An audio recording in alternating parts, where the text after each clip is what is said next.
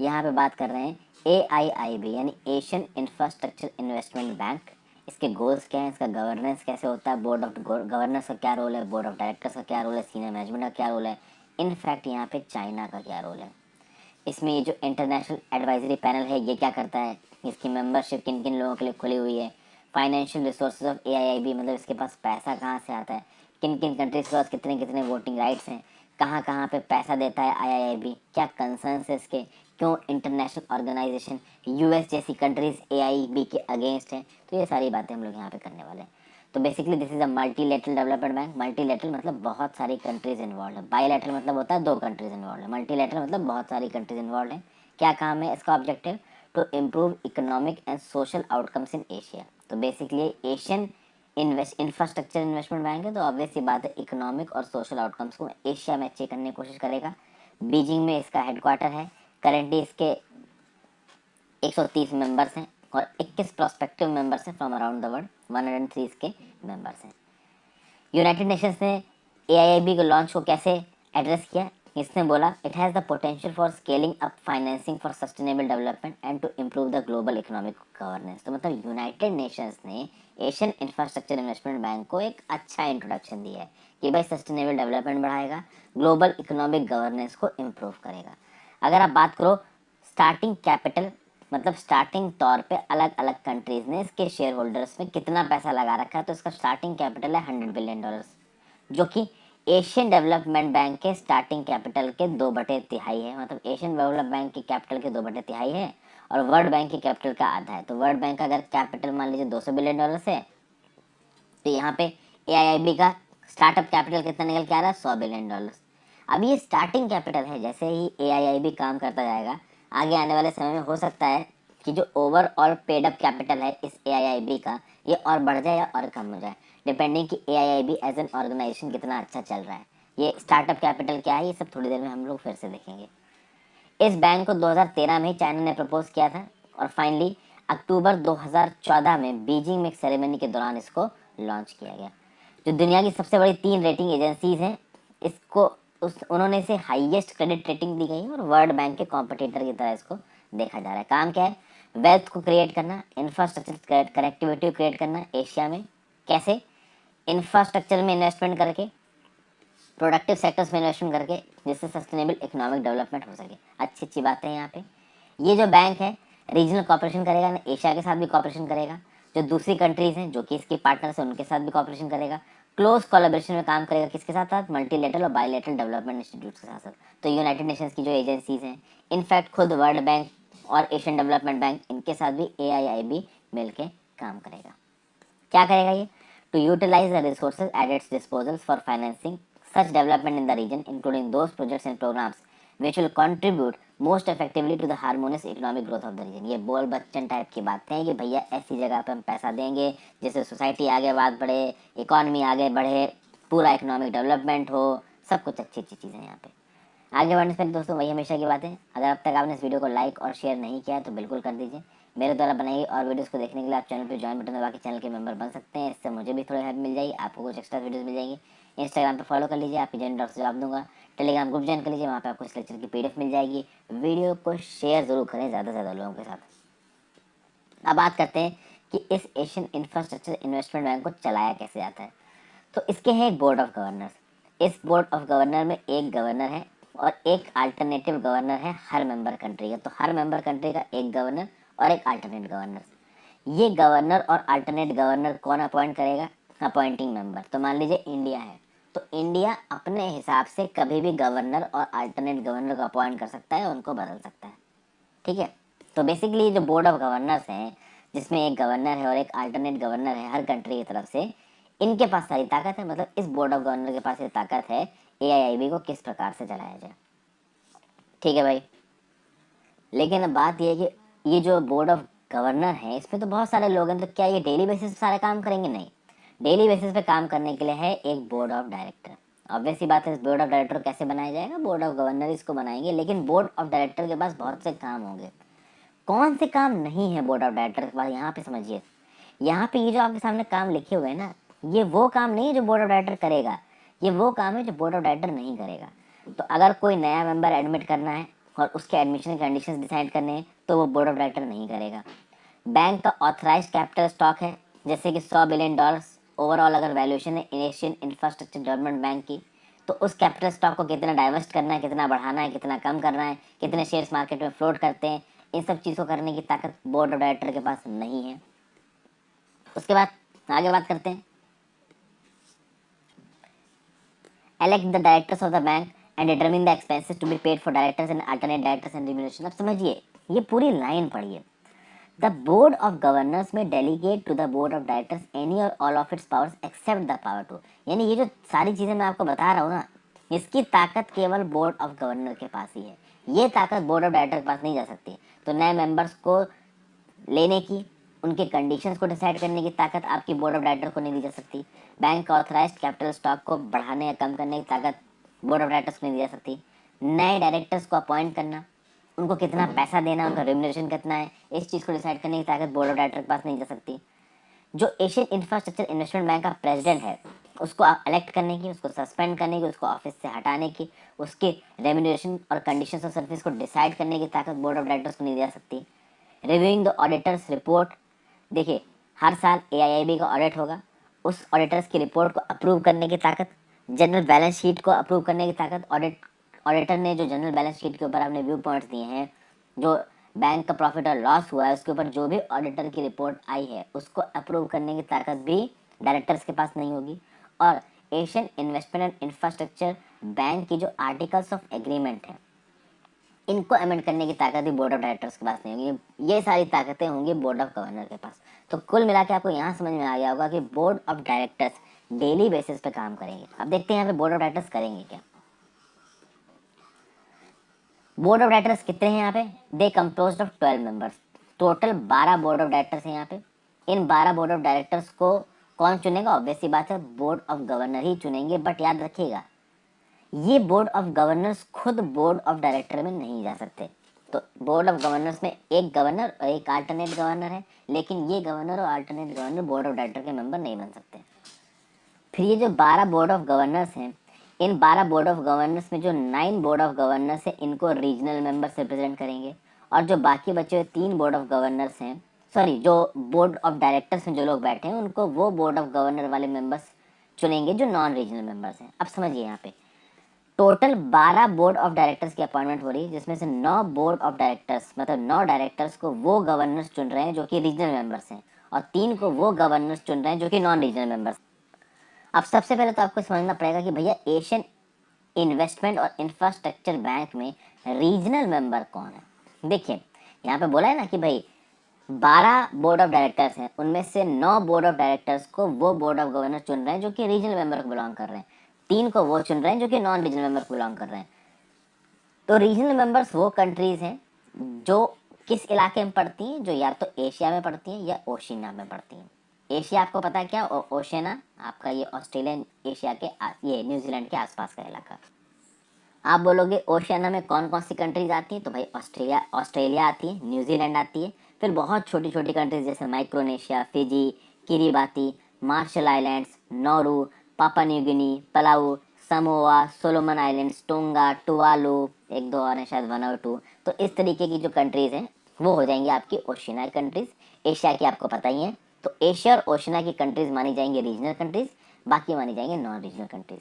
9 board of directors को चुनेगी regional countries, 3 को non regional. ये जो डायरेक्टर्स हैं, ये इनकी जो कॉम्पिटेंस लेवल है इकोनॉमिक और फाइनेंशियल मैटर्स में तगड़ा होना चाहिए। ओके, उसके आगे बात करें, देखिए board of directors is a non resident board to reduce operating cost. ये बहुत बड़ी चीज़ है, इस बेसिस पे चाइना को बहुत ज़्यादा क्रिटिसाइज किया जा रहा है। ये जो एशियन इंफ्रास्ट्रक्चर इन्वेस्टमेंट बैंक है, इसका हेडक्वार्टर है बीजिंग में, और board of directors daily basis पे एडमिनिस्ट्रेशन को चलाता है। तो अगर board of directors daily basis पे एडमिनिस्ट्रेशन को चला रहा है भाई, तो वो वहाँ रहना चाहिए ना। लेकिन ये नॉन रेजिडेंट है, मतलब बोर्ड ऑफ डायरेक्टर्स बना दिया है, इंपॉर्टेंट डिसीजन ये लेगा, लेकिन ये वहाँ पर रहेगा नहीं ताकि ऑपरेटिंग कॉस्ट को कम किया जा सके। अभी बोर्ड ऑफ डायरेक्टर ही अगर वहाँ नहीं रहेगा दोस्तों, ठीक है, आप पैसा बचाने के चक्कर में आपने बोर्ड ऑफ डायरेक्टर्स के मेंबर्स को ही वहाँ नहीं रखा, तो काम कैसे चलेगा। अगर बात करें बोर्ड ऑफ डायरेक्टर्स करता क्या है, तो जो बैंक के जनरल ऑपरेशन है उनको बोर्ड ऑफ डायरेक्टर करेगा, जो भी पावर्स बोर्ड ऑफ डायरेक्टर्स के पास आती हैं बोर्ड ऑफ गवर्नर्स तरफ से वो करेगा।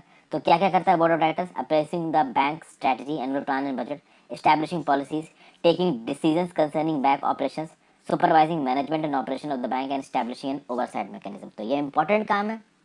और कहीं ना कहीं जो सुपरविजन है, जो बैंक ऑपरेशन है, वो तो डेली बेसिस पे होते हैं, तो डेली बेसिस पे होनी चाहिए। बट यहाँ पे डेली बेसिस वाला काम ही हटा दिया।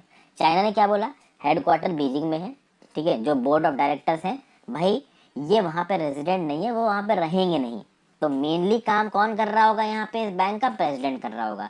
प्रेसिडेंट कहाँ का है, चाइना का है। तो चाइना अपने मन के हिसाब से जो चाहे वो करवा सकता है इस बैंक में, ऐसा बड़े बड़े एक्सपर्ट्स का यहाँ पे बोलना है। एआईबी में जो स्टाफ काम करता है ना, इसको एक प्रेसिडेंट हेड करेगा, और इस प्रेसिडेंट को कौन इलेक्ट करेगा, एआईआईबी शेयर होल्डर्स इलेक्ट करेंगे 5 साल के टर्म के लिए, और he will be eligible for reelection once. तो पहले कौन इलेक्ट अपॉइंट हुआ, जिन लिक्विन, और उनको एक सेकेंड ईयर टर्म के लिए फिर से प्रेसिडेंट बना दिया गया 28 जुलाई 2020 को। इस प्रेसिडेंट को मदद कौन करेगा, सीनियर मैनेजमेंट स्टाफ मदद करेगा, जिसमें 5 वाइस प्रेसिडेंट होंगे। ये सब किस चीज़ के लिए रिस्पॉन्सिबल है, प्रेसिडेंट और 5 वाइस प्रेसिडेंट पॉलिसी और स्ट्रेटजी के लिए, investment operations, finance, administration and corporate secretariat and general counsel, chief risk officer and chief programme officer. तो पॉलिसी एंड स्ट्रेटजी। अब आप देखिए ये जो चीज़ें यहाँ पे हैं जो कि प्रेसिडेंट और वाइस प्रेसिडेंट कर रहा है, और ये जो चीज़ें यहाँ पे हैं जो कि बोर्ड ऑफ डायरेक्टर्स कर रहे थे, क्या ये दोनों एक जैसी लग रही हैं, ऑलमोस्ट एक जैसी हैं।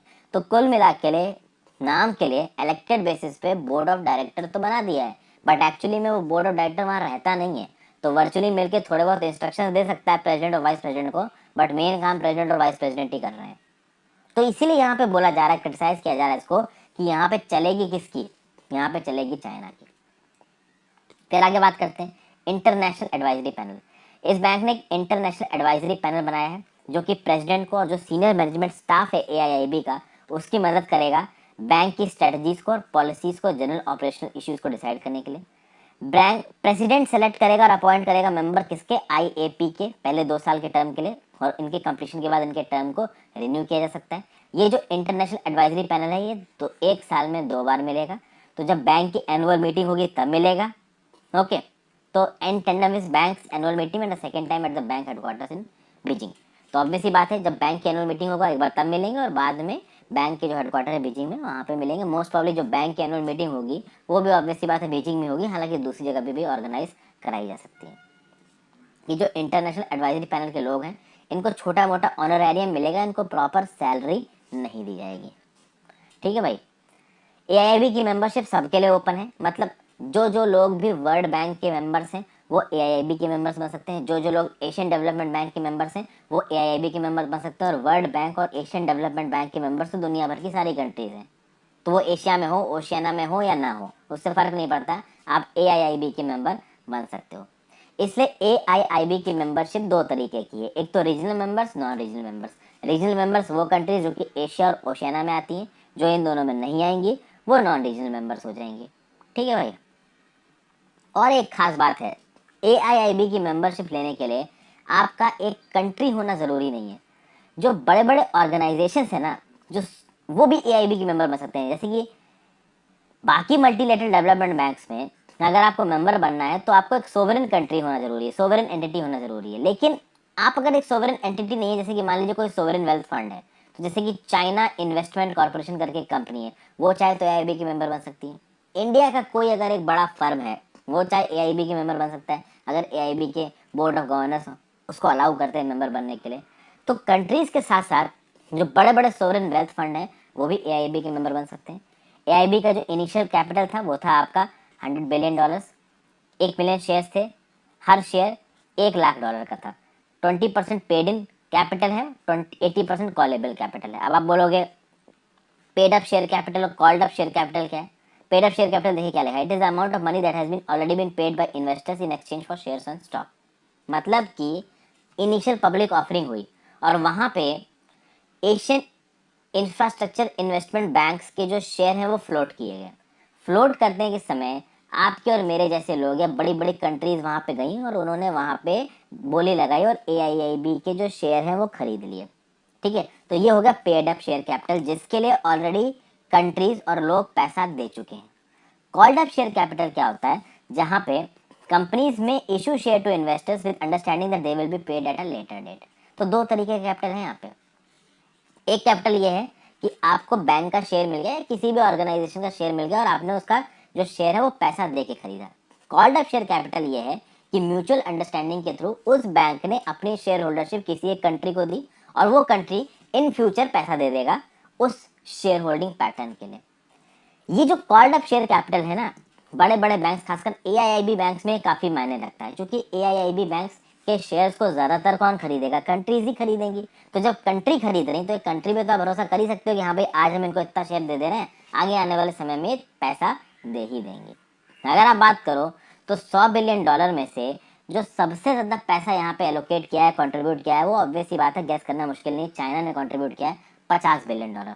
इसका इनिशियली जो सब्सक्राइब्ड कैपिटल है ना, शुरू में ही जो पैसा आ गया है, ओके, वो है आपका $100 बिलियन, जिसमें से $50 बिलियन तो चाइना की तरफ से है। इस $100 बिलियन को भी 20% पेड इन और 80% कॉलेबल बनाया गया है। यानी जितने भी कंट्रीज हैं, चाहे चाइना हो चाहे इंडिया, जैसे चाइना ने भी $50 बिलियन दिया, तो सीधे सीधे $50 बिलियन नहीं दे दिया, कुछ पेड अप शेयर कैपिटल के अंदर दिया होगा, कुछ कॉल्ड अप शेयर कैपिटल के अंदर दिया होगा। यानी कुछ शेयर सीधे सीधे चाइना ने खरीद लिए होंगे पैसा दे के, और कुछ शेयर चाइना ने ले लिए, बाद में चाइना उसका पैसा देता रहेगा। Same goes for India, India ने भी पेड अप शेयर कैपिटल के अंदर कुछ पैसा सीधे देके शेयर्स ले लिए होंगे और कुछ शेयर्स इंडिया को मिल गए होंगे, जिसके लिए इंडिया बाद में पैसा देगा।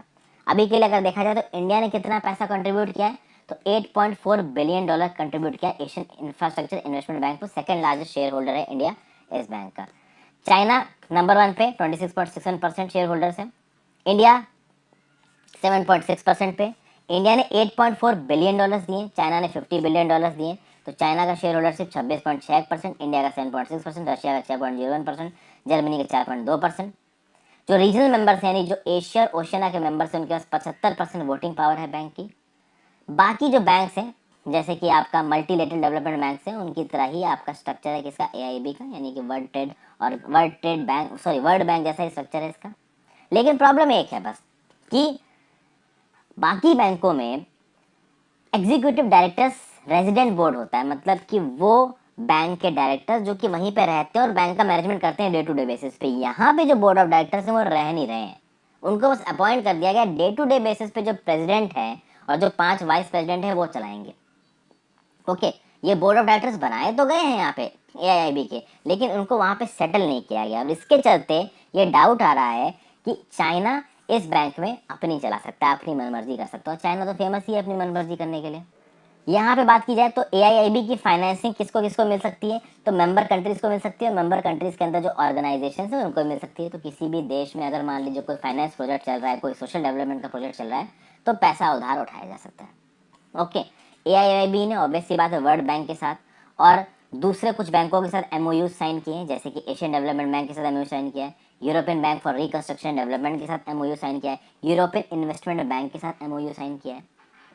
जो की सेक्टर्स हैं जहाँ पे ये बैंक लोन देगा वो है energy, transport, urban development, water. तो बस एआईआईबी बना तो देखिए एक अच्छे मोटिव से, कहीं ना कहीं वर्ल्ड बैंक और एशियन डेवलपमेंट बैंक इनकी बादशाहत ना रहे। इन बैंकों में वेस्टर्न कंट्रीज बहुत ज़्यादा डोमिनेंट थी, तो वेस्टर्न कंपनीज का जो डोमिनेंट वाला आप कह सकते हैं ना आर्किटेक्चर, इसको यहाँ थोड़ा तोड़ने की कोशिश की गई। बट कहीं ना कहीं जो वेस्टर्न कंट्रीज हैं लेड बाय यूनाइटेड स्टेट्स, उन्होंने क्रिटिसाइज किया इस बैंक को इस बेसिस पे कि भाई ये हेविली चाइनीज स्पॉन्सर्ड है। तो ये चाइना की कोशिश है कि ग्लोबल फाइनेंशियल सिस्टम में वेस्टर्न कंट्रीज की बादशाहत को कम करो और अपने आप को आगे लेके आओ। तो ये सब बातें यहाँ पे बोली गई हैं।